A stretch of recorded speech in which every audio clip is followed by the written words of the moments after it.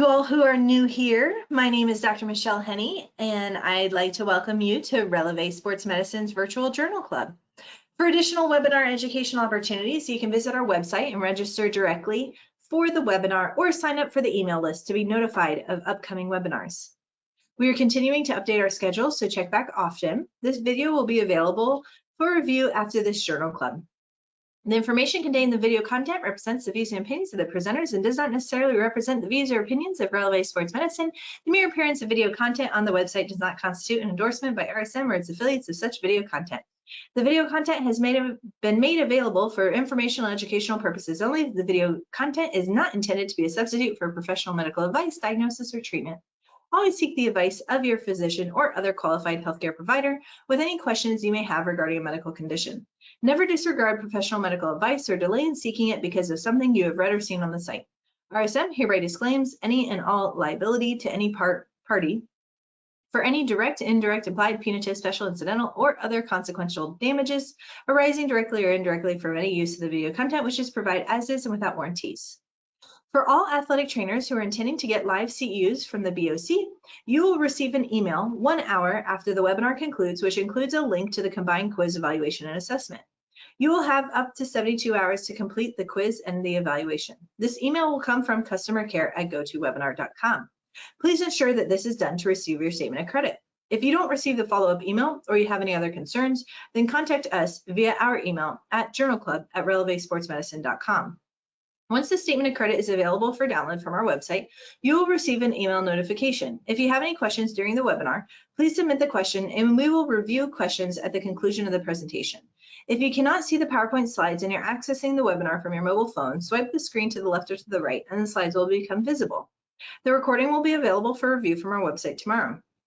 Our speaker today is Diana Ellis, and this is a topic that has been highly requested by our attendees. So thank you to our attendees for giving us feedback in terms of what future speakers you would like to have, and thank you to Diana today for speaking. So Diana began her athletic training career at the University of Pittsburgh, where she graduated with a bachelor's in athletic training in 2012. Diana served as head athletic trainer for several Florida schools, including Wekiva High School and Windermere Preparatory. In 2018, Diana transitioned from the secondary setting to the industrial setting. She started working with Amazon in 2021 and now holds the current role as site safety manager at a fulfillment center in Auburndale, Florida. She is heavily involved in ergonomics and injury prevention, having recently developed a network initiative for training on-site safety teams in the care and prevention of workplace injuries. She holds several health and safety certifications, including Certified Ergonomics Assessment Specialist, NEBOSH International Safety Certificate, and multiple OSHA safety certifications. Outside of her career, Diana is happily married to her husband, enjoys traveling to new places, the beach, and spending time with her family and pets. Her presentation today is on an introduction to industrial athletic training, and I'll have you take it away. All right, let me make sure I do this correctly to share my screen. Yep, we have your screen pulled up. Okay.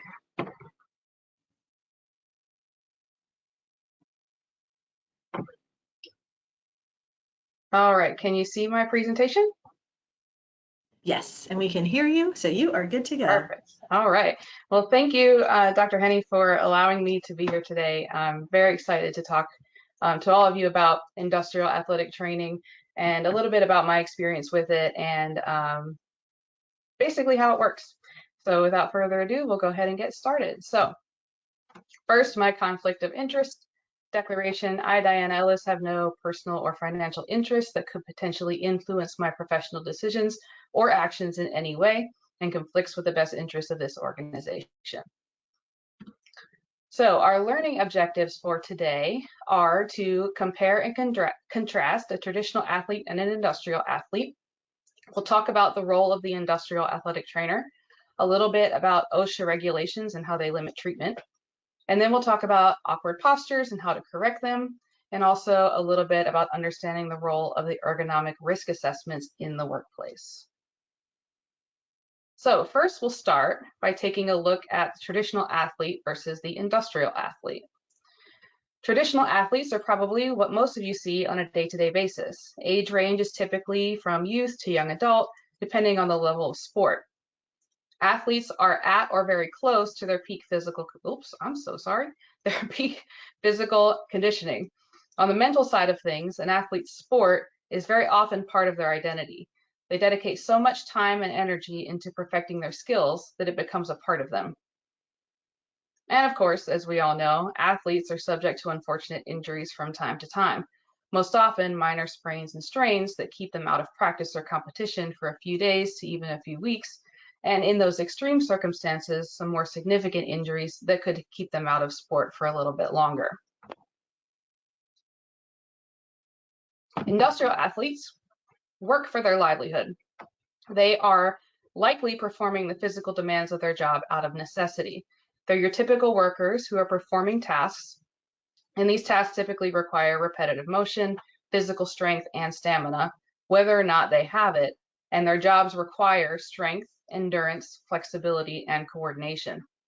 While a traditional athlete is typically a youth to a young adult, industrial athletes can range anywhere from young adult to even geriatric and retirement age. So our treatment population can range anywhere from your weekend warrior all the way up to grandma and grandpa. These age range presents its own challenges with healing time, pre-existing conditions, comorbidities, and we also have to factor in their activities outside of work. Typically, they're performing their jobs out of necessity, not out of desire, as a traditional athlete might. Because of this nature of their physically demanding work, industrial athletes are at risk for the same type of musculoskeletal disorders, which we abbreviate to MSDs, as traditional athletes. And these types of jobs that the industrial athletes are in, like construction, utilities, warehousing, distribution, even hospital workers, are also subject to shift work. Shift work in itself is a struggle when trying to promote healthy nutrition, sleep, and self-care, especially for overnight workers. So when an athlete experiences an injury, they most times will not experience a financial loss. However, when an industrial athlete experiences an injury, any time lost from work could affect their livelihood and by extension their families. And if a catastrophic workplace incident occurs, these people could lose limbs, they could lose eyesight, they could have permanent disabilities that affect them for the rest of their lives. And a lot of people ask me why I moved into industrial athletic training versus traditional. And this last point is exactly why. Because a lot of times what they are doing is their livelihood. And I find a lot of value in making sure that they are able to show up to work and leave work the same way they showed up. So our goal as industrial athletic trainers is, of course, to keep them healthy and keep them at work. Industrial athletic training as a career has typically only taken off in the last 5 to 10 years. And that's because employers have finally begun to realize that with our extensive knowledge in how the body moves, that we can prevent MSDs, or those musculoskeletal disorders, and keep their employees happy, healthy, and safe. So depending on where you work, your title could vary. Some of us are industrial athletic trainers, some are injury prevention specialists, some are certified early intervention specialists, and I'm sure there are a few more out there that I haven't even heard of yet. Because this position in the profession is so new, every company, it seems, has tried to coin its own term. However, it doesn't matter what we're called, we're all performing the same general type of work. So for the purposes of this presentation, we'll stick to the industrial athletic trainer. Most industries hire a third-party company or a hospital system to provide their industrial ATs. And you've probably heard of a few of them: WorkFit, Briotix, even Athletic Training Solutions. And then there are some more familiar ones like Select and Pivot have also added industrial clients into their repertoire. A lot of the ATs that are contracted to the clients, like Pepsi or Delta, to provide services to the client's employees. And then you have some companies like Amazon and Toyota that hire their industrial athletic trainers outright and bring them on as full-time staff. Most often, when industrial athletic trainers are brought on as full-time staff, they're enmeshed into the company's workplace health and safety team. There are also several certifications that we hold, including as Dr. Henney mentioned earlier, a certified ergonomic assessment specialist, industrial ergonomic specialist, and then several OSHA and other workplace health and safety certifications. So before we go any further, I think it's important to stop and talk a minute about OSHA. The Occupational Health and Safety Administration is the governing body that sets out to protect workers' rights to a safe workplace in the US. They have set standards for working conditions, training, and performance that companies must abide by. OSHA has the right to walk into a workplace, inspect its safety performance, and impose fines based on its findings. These can range from a few thousand to tens or even hundreds of thousands of dollars per fine, depending on the severity. So in an effort to protect workers' rights, OSHA requires employers to record and report work-related injuries and illnesses to help improve workplace safety. A recordable injury is any workplace injury that requires treatment beyond first aid. And part of our job as industrial athletic trainers is to reduce the number of those recordable injuries that we have to report. Companies with higher recordable and significant injuries, significant being fractures, loss of eye, etc., are typically higher up on the radar for OSHA, which is definitely not a good thing, given that they can walk in at any moment and start imposing fines for any safety violations they may see. Additional workers' compensation programs, which will cover the cost of doctor's visits, insurance, lost time wages, and lost productivity for work-related injuries, are costly. One sprain or strain that requires medical treatment could cost a company upwards of $2.2 million. And of course, less hurt people leads to happier people. So again, here's where we come in. The industrial athletic trainers, with our knowledge and background, are invaluable to these companies in reducing their costs. Through on-site programs and first aid treatment, we could potentially save a company millions. However, as part of employee safety programs, we are also subject to those limitations that OSHA imposes. Any injury treatment must remain within what OSHA deems as first aid or be referred to a physician. OSHA defines first aid as medical attention that is usually administered immediately after the injury occurs and at the location where it occurred. It often consists of a one-time, short-term treatment that requires little technology or training to administer. This means exactly what you're probably thinking it means. Our treatment methodologies are much more limited. And OSHA has published a list of exactly what we can and cannot do before an injury becomes recordable. These include medication. Using a non-prescription medication at non-prescription strength is considered first aid treatment. If medications are available in both prescription and non-prescription form, like ibuprofen, a recommendation by a physician or other licensed healthcare professional to use it at that prescription strength would be considered medical treatment beyond first aid. For wound care, we can clean, flush, or soak wounds on the surface of the skin and apply general wound coverings like Band-Aids, and two types of wound closures, butterfly bandages and steri-strips, and still be considered first aid treatment. However, other wound closures like sutures and surgical glue would be considered medical treatment beyond first aid.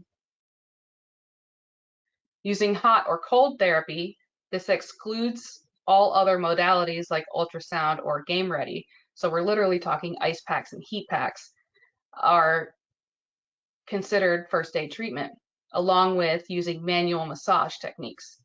Physical therapy or chiropractic treatment are considered medical treatment beyond first aid. And unfortunately, stretching has deemed to be a physical therapy treatment, so we cannot use it as a treatment for an injury. However, we can work around this by providing a preset warm-up program and encourage employees to participate before activity. So as long as the employee is not complaining of pain or injury and we have that preset program, we can ask them to do it and recommend it as a preventative measure. Using non-rigid means of support like elastic bandages, wraps, non-rigid back belts are first aid. However, devices with rigid stays or systems designed to immobilize parts of the body are considered medical treatment. And that's including ankle braces with metal slats or plastic slats. Those are considered rigid and immobilizing. So this means we can tape as long as it is non-rigid.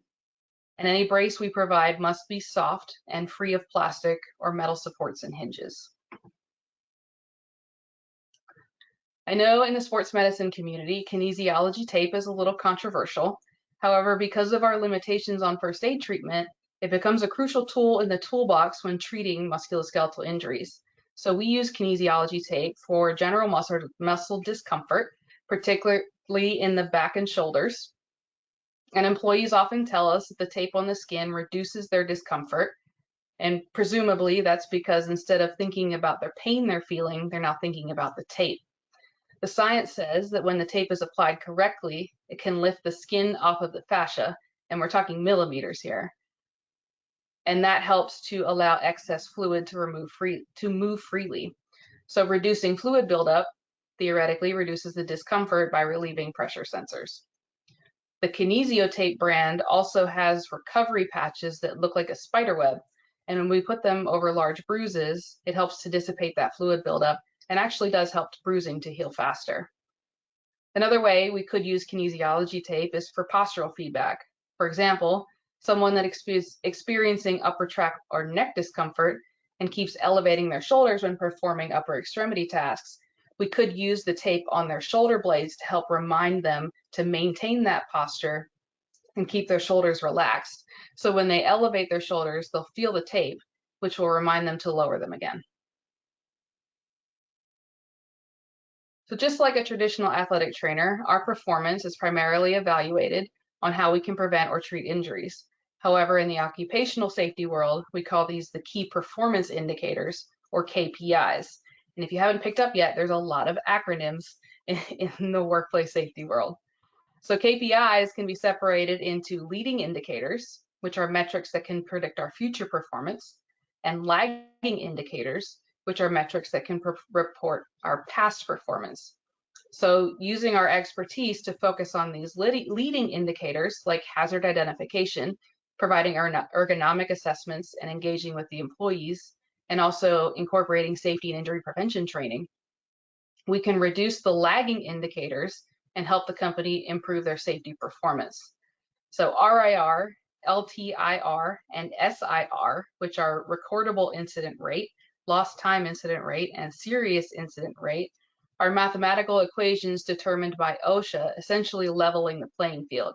So for a small company that might have less than 50 employees, compared to a very large company that might have more than 500,000, these rates and the way they're calculated essentially level the playing field, and they base the average based off of injuries per 100 people per year. So year over year, the company's goal is to reduce these rates and show improvement in safety performance. So our focus as industrial athletic trainers is primarily injury prevention, and this is due in part to the restrictions that OSHA places on us when providing first aid treatment. I would argue that the restrictions, however, force us to be more creative in our treatment methods and also encourage a refocus on injury prevention. And this is done through several avenues. The first is general health and wellness, education. Unlike athletes who are usually focused on their personal health and nutrition to improve their athletic performance, the industrial athletes tend to give it a back seat to their work and personal lives. So promoting hydration, especially in warmer weather, good nutrition, and getting enough rest are focal points of these campaigns. General health and wellness education could look like a training. It could be a health fair like in this picture. It could be water bottle handouts. It could be healthy snack handouts, fruit, and then other interactive activities. Some of the things that I've been involved with include safety bingo, musculoskeletal injury recognition, and then on-site practicing of those body mechanics methods. But the challenge of getting employees invested in their personal health is the first and most important step in preventing those injuries. So as I mentioned, OSHA defines stretching as medical treatment beyond first aid if it is prescribed in response to an injury. And to get the employees to stretch, most companies institute a pre-shift warm-up program. These must be a predefined set of active warm-ups or stretching activities that are performed at start of shift or before activity. Stretching must be voluntary because if they are forced to stretch and report getting hurt, they're automatically deemed a recordable injury. So after patient education, ergonomics becomes a driving factor for the work of the industrial athletic trainer. The term ergonomics comes from the Greek words ergon, meaning work or labor, and nomos, meaning natural laws. Our job is often to evaluate the work environment, equipment, and tasks performed on the job against how the human body is naturally designed to move. Through this, we can recommend workstation setups, redesigns of tools, and coach on body mechanics and how to best perform the job. Three main factors for ergonomics. The first one is force, and this is your body's effort to do the job. So through physics, we know that force is required to perform work, and when our bodies are providing the force, it must be generated from our muscles. Using too much or even too little force of our muscles could lead to injury. It's usually recommended in most settings that we push something rather than pull it. And if you think about pushing a cart, it would be much easier to push a very heavy cart because you're generating power from the larger muscle groups of the legs, which will exert more force on the object. However, trying to pull that cart is going to take more effort from your shoulders and upper body, which could produce injury. We often use force measurements as an argument for changing a task or adding a new tool. In this picture here, you can see the force gauge that's in the person's hands, that little white contraption there. And that is used to measure the amount of force that is exerted. So what he's doing here is pushing the force gauge against the cart to determine how many pounds of force it takes to actually move it. So then we take this number, pair it with the weight, and then we put it into an equation and determines how far this cart can be safely pushed or how much work can be performed. So using justifications like that allow us to make recommendations for task changes, workstation design, and tool implementations. Next, we have posture, which is the position of your body when performing the task.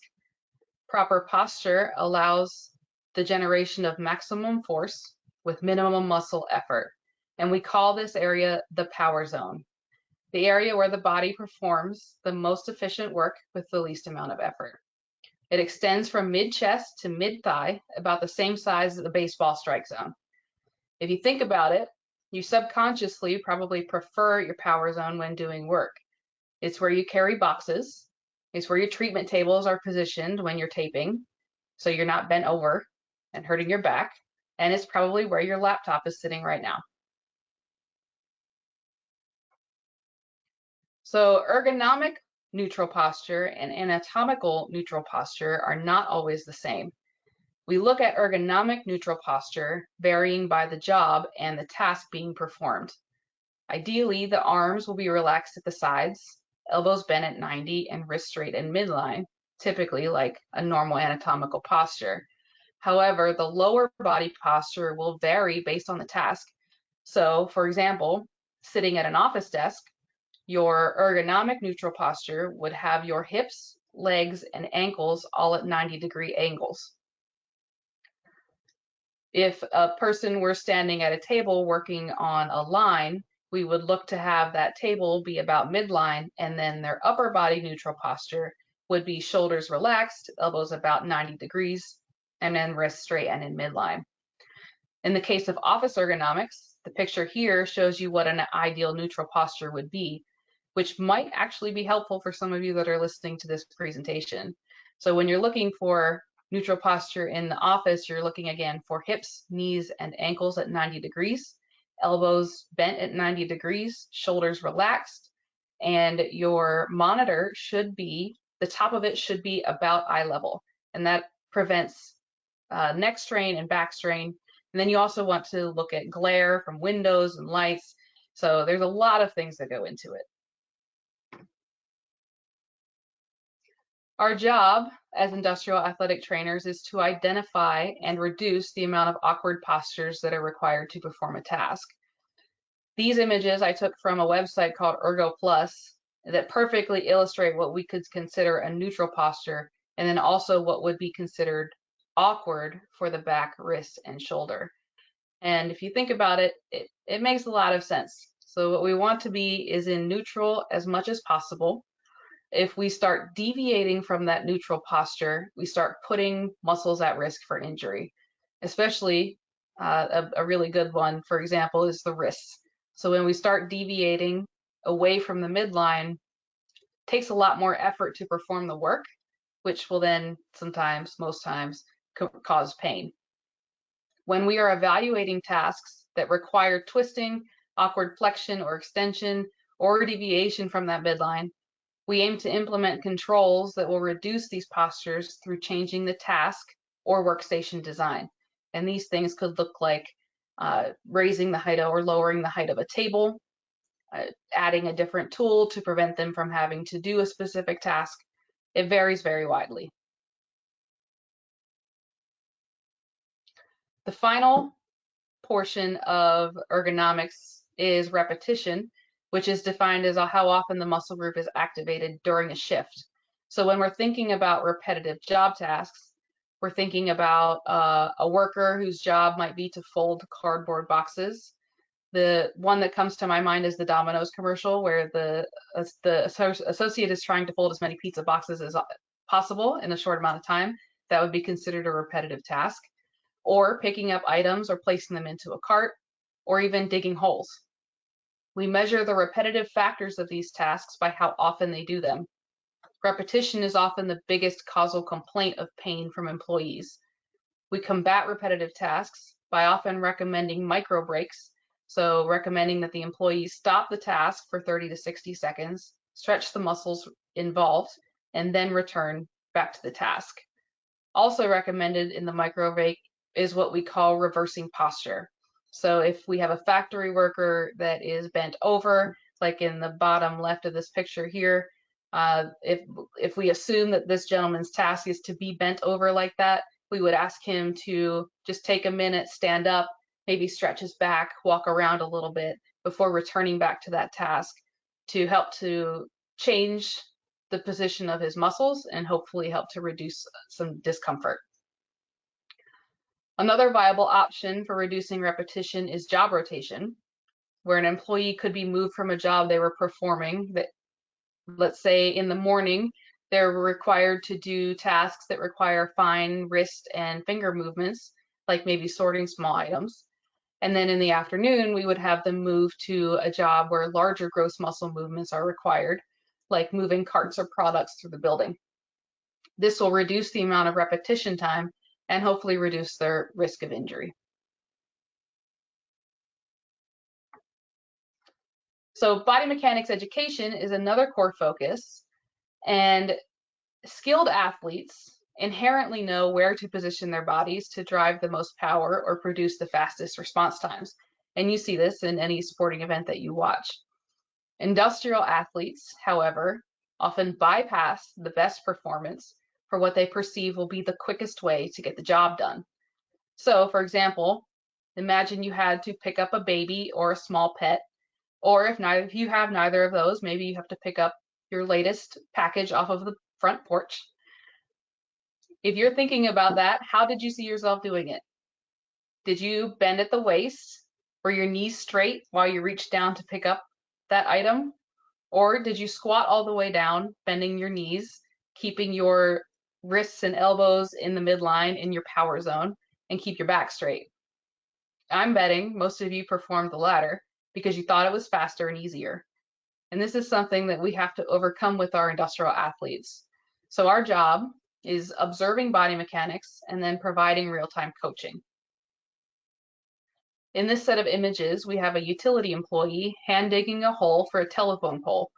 For whatever reason, the more ergonomic, powered tools were not available, so we had to put in the physical work. So in the first picture, you can see him bending at the back to pull the shovel out of the hole that is probably heavy with dirt. And that handle on that shovel is probably about 8 feet long. Where is all of the force going when he stands? Right into the erector muscles of his back. So if he had to hand dig that hole by himself, maybe he had someone else to help him, I'm willing to bet by the end of the task, his back hurts, his neck hurts, and probably his shoulder too. So in the second image, we can see that he has squat down to reach for the shovel and bring it out of the hole as he stands. So here, instead of only driving power from the muscles in his back, he's now driving power from the muscles in his legs, keeping his back straight, his core tight, and his neck is in more of a midline to help reduce some of the strain on his back and shoulders.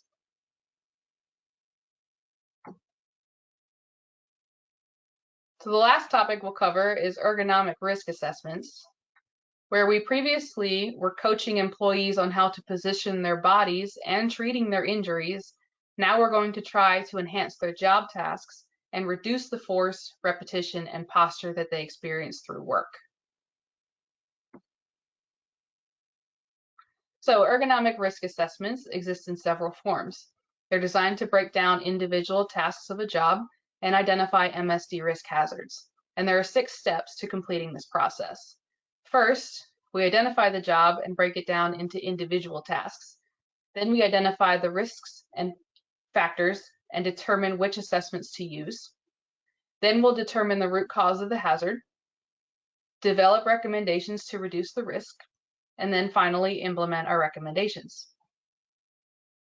So when we're breaking down the job, each part of the job must be evaluated as a subtask, which involves analyzing a particular aspect of a job or workstation to identify any potential ergonomic hazards, such as evaluating posture, repetitive motions, forced exertion, or reaching distances within a specific task or work area. For instance, packing a box is not simply packing a box. It could be broken down into several tasks. The tasks could be picking up the item from a cart or a table, carrying the item to the table, then we have to make the box, then we'll pick up the item, place it in the box, then there might be a label that we need to scan, and then finally we might be using a hand taper to tape the box. So each of these tasks are a different ergonomic risk, and we have to do risk assessments on each of these tasks to determine where the actual inherent risk may be, and then what we can do to help to mitigate it.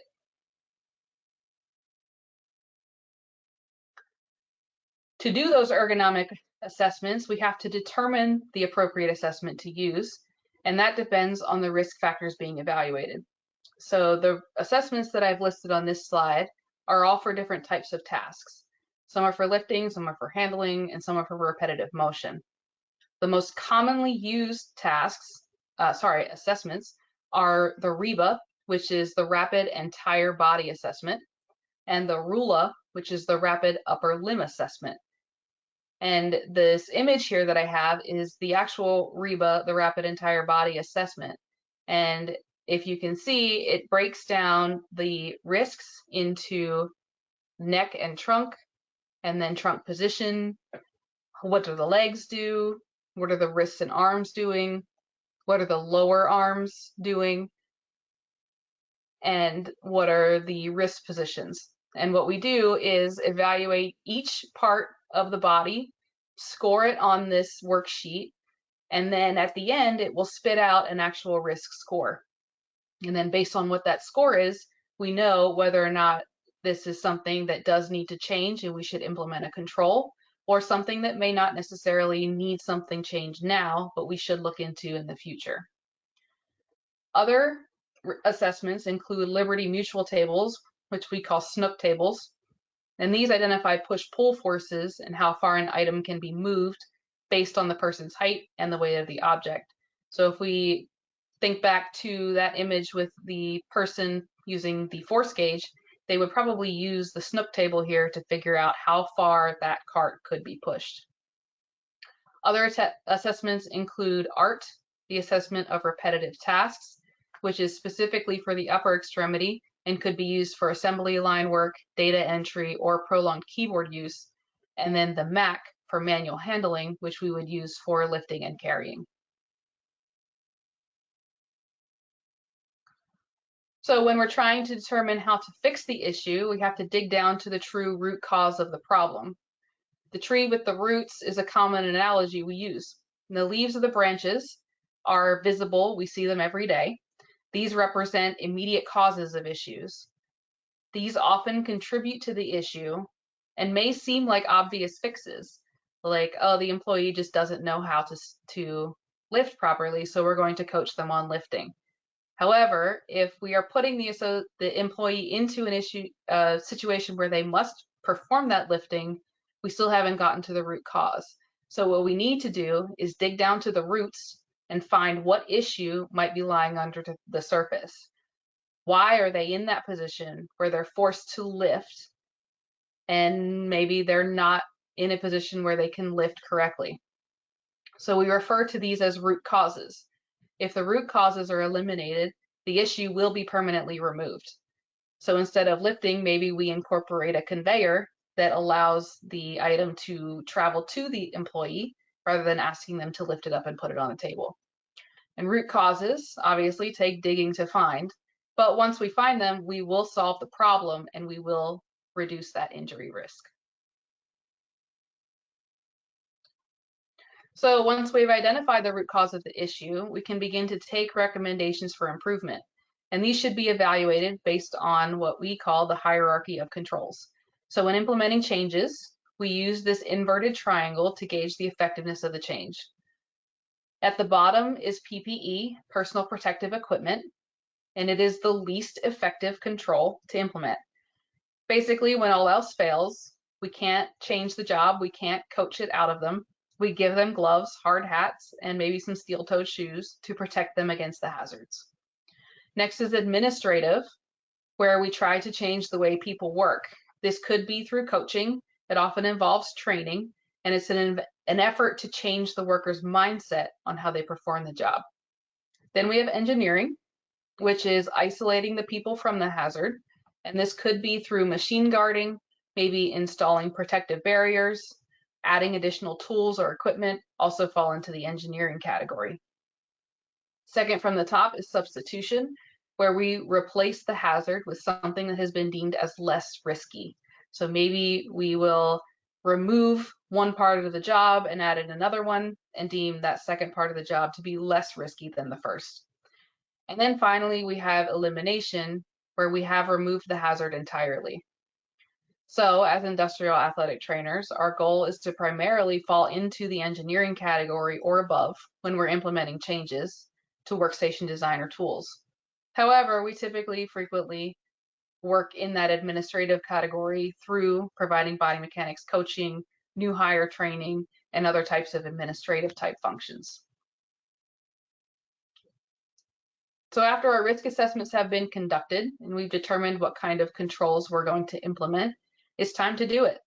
Some of the cool things that I've had the pleasure of being involved in are, in this picture here, using a hydrovac truck to dig pole holes. So previously I showed you pictures of an employee that was hand digging a hole. We worked with a vendor, perform the ergonomic risk assessments for the company, and had them implement hydrovac trucks to dig these 6-foot holes instead of hand digging. So the crews, instead of hand digging, had a third-party vendor with a truck come out, which is essentially a pressure washer and a giant shop vac, and they used the water to carve out the holes. This eliminated the risk of injury entirely because we completely changed the job task. Other things that I've worked on are installing workstation slides that allow boxes to slide onto a workstation rather than an employee having to pick up the box that might weigh upwards of 50 pounds. And job rotation.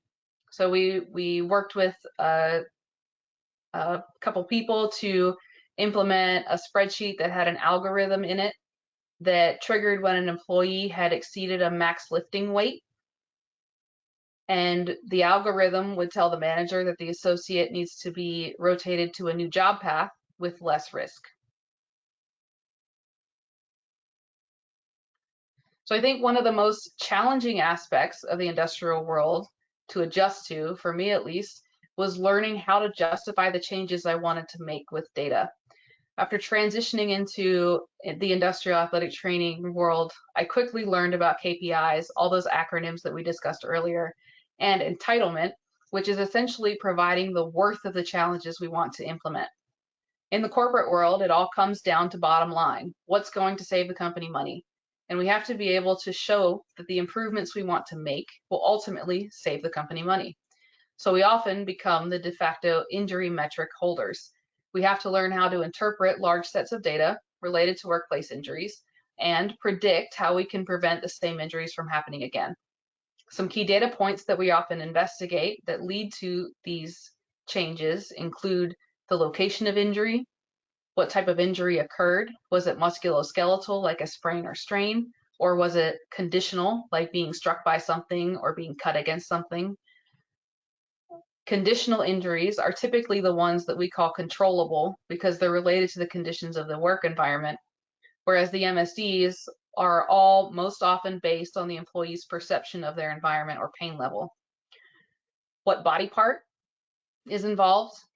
Are we seeing more back injuries or more shoulder injuries? Is there a particular shift or a day of the week that we're seeing an increase? And finally, are there any tools or equipment that are involved that are frequently causing injuries? And finally, it all comes down to the partnership between the workplace health and safety team and the operational leaders. So as we discussed earlier, everything comes down to the company's bottom line. What's going to increase profits and save money? This is where it's important for industrial athletic trainers to master soft skills like negotiation, empathy, and teamwork. And we can recommend all the changes and all the improvements we want, but it won't matter if the operation isn't bought in. We can coach the employees on how to position their bodies, that they need to change their nutrition, that they should change their sleeping habits until we're blue in the face, but it won't make a bit of difference unless we're able to build relationships with those employees and with the operational leaders of the company. So in summary, industrial athletic trainers can have a major impact on workplace health and safety. Our expertise in musculoskeletal disorders helps us ensure employees are receiving the right care to help them return to work quickly. We can provide on-the-job coaching in body mechanics and ergonomics to prevent injuries, and we evaluate workstation design and tools to determine ergonomic risk and propose solutions. And with that, I will open it up to questions.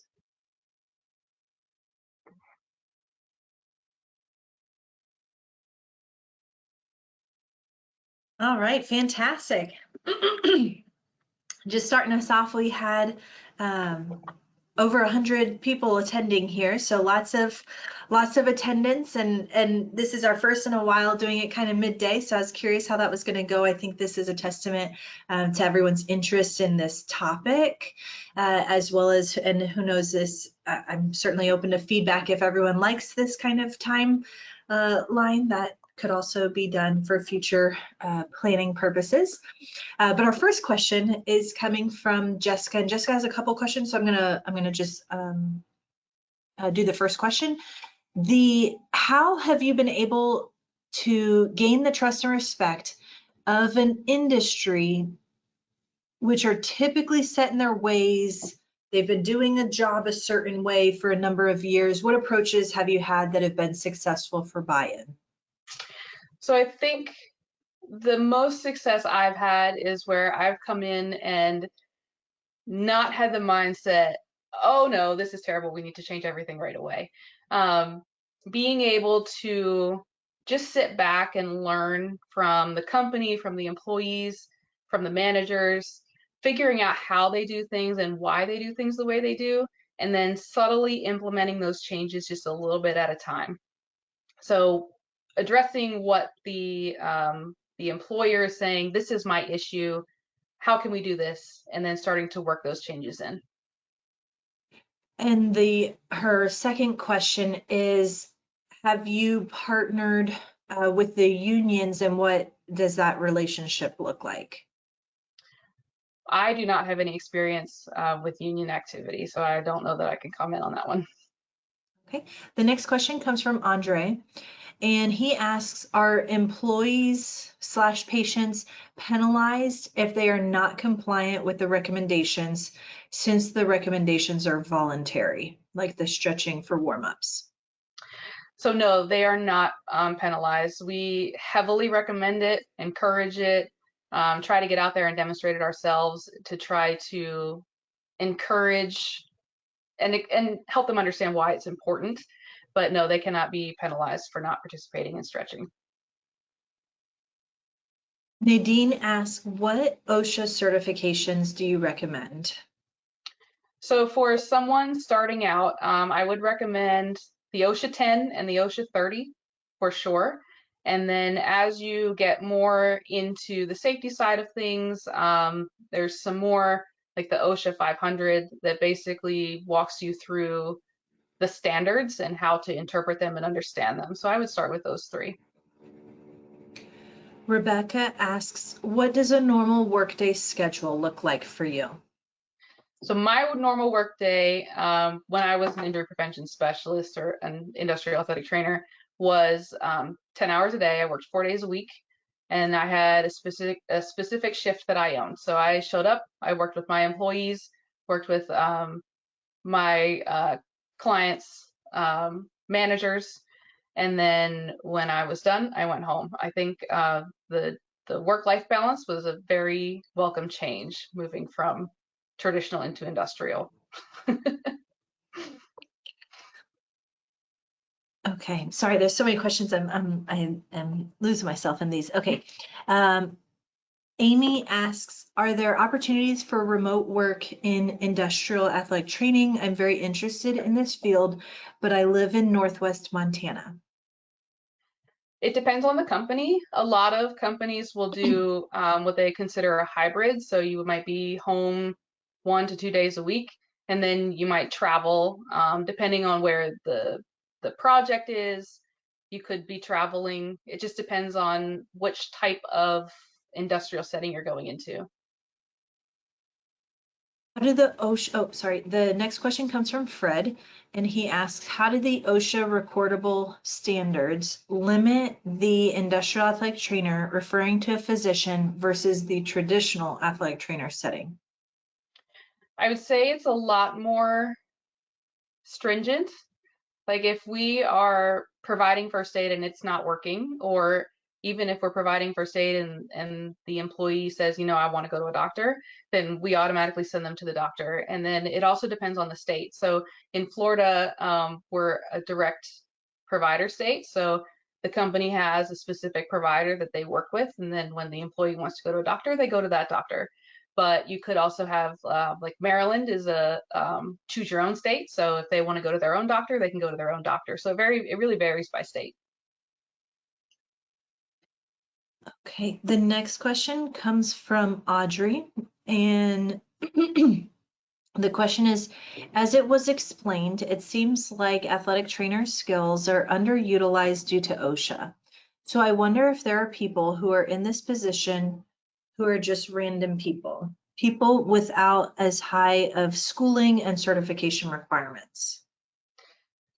Typically, the industrial athletic trainer role does require that athletic training certification. There might be other roles that are similar, but the ones that I've interacted with are all specifically athletic training. Nadine asks, do companies pay for those certifications? That would depend on the company. So I've been fortunate to have the companies that I've worked for pay for my certifications, but that's just something that that you would have to discuss with them. Jessica asks, how do you set yourself apart from the, oh, you are the person that gives massages? It's a lot of marketing yourself. So the first thing I do when I work with someone new is explain to them what my background is, where it came from, and what my expertise might be, so that I don't end up being that person, or oh, you're just the personal trainer. So it's a lot of self-marketing. Megan has a comment about the Industrial Athletic Trainers Society is a great resource for anyone wanting to learn more about the industrial setting, and that's industrialats.com. Absolutely, I do recommend that one. I'm a member myself, so.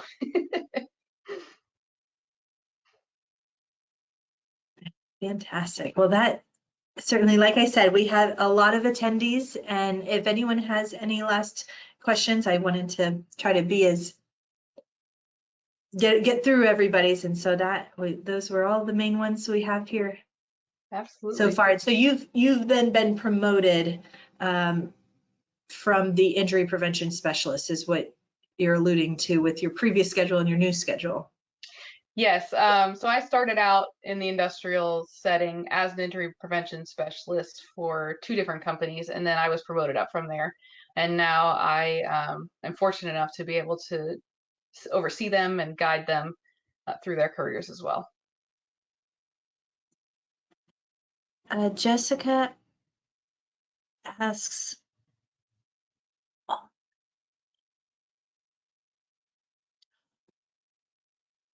she asked, are there ATs working with first responders, i.e. firefighters and police? Yes, there are actually in the public services sector. So I believe now I can't remember. There's one in Virginia. There's a government entity in Virginia that has firefighters and police athletic trainers, but it's pretty an emergent setting.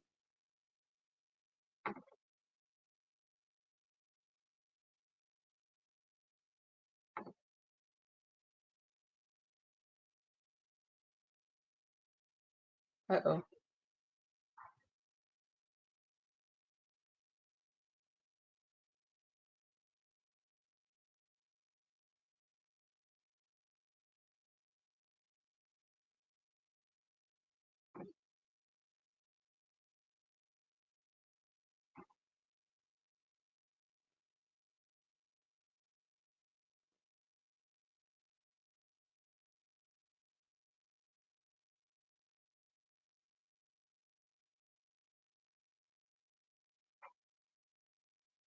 I think we had a tech glitch there.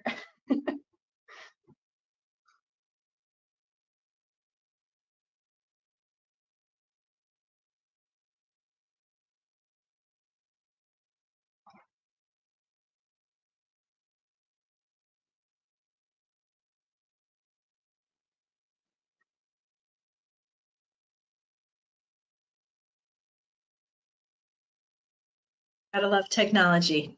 Oh, yes. Okay. Sarah says, I presently work with Connecticut State Trooper Academy and work with all the recruits. It is getting more popular. I'm sorry I missed, I lost connectivity, I guess, while you were talking about the public safety. And then Megan states Public Safety Athletic Trainers Society, PSAT, PSATsociety.com. Mm-hmm. I don't know if that was redundant. Okay. Fantastic. Well, certainly a great presentation. Thank you to everyone for attending. Thank you, Diana, for giving us a really good overview, not only of what an injury prevention specialist would do within that role, a lot of overview of what the opportunities are, and then certainly the opportunities for advancement that you're getting to go through as well. And it was great catching up with you again. And so everyone, please feel free to provide your feedback. And yes, any last words for our attendees? Thank you all for taking the time to spend your lunch hour with me today. I really appreciate it.